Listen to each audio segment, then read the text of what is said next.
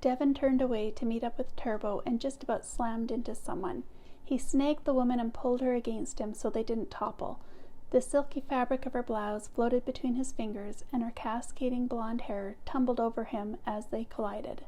Before he could fully take her in, he knew she didn't belong here. And yet, somehow, she felt perfect, snugged in his arms, like a piece of his world he hadn't even known that was missing, which was crazy.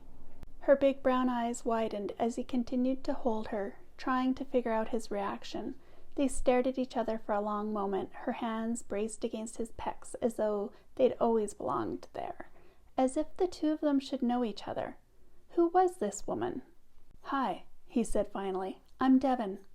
"Olivia," she replied breathlessly. "Do you normally embrace strangers longer than necessary?" She raised an eyebrow, politely edging out of his grasp. A flicker of amusement shimmered in her eyes, as well as something unknown and intriguing, not quite identifiable, but definitely present. He snapped back to the present, unsure what had come over him. "Sorry," he murmured, fully releasing her. As he did so, he took in the full view of her lush curves, which were accented by her well-put-together outfit. High heels, silk blouse, necklace, and with a diamond charm. She obviously had money as well as poise. She was out of his league, and out of place in the shabby house filled with car-racing adrenaline junkies, spilling beer with every other move. But man, she was something else, and he wanted to crack the mystery that seemed to have him entranced. "No harm done," she said smoothly. She adjusted her necklace, taking him in. If his radar was working, she liked what she saw. Ditto on that score.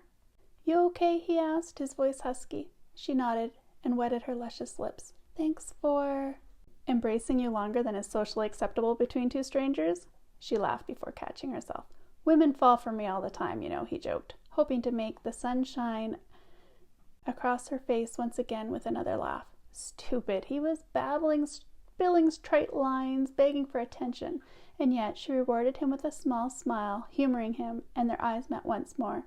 Devon didn't want to move, didn't want to lose track of her, but he couldn't think of a single thing to say that wouldn't sound like a pickup line.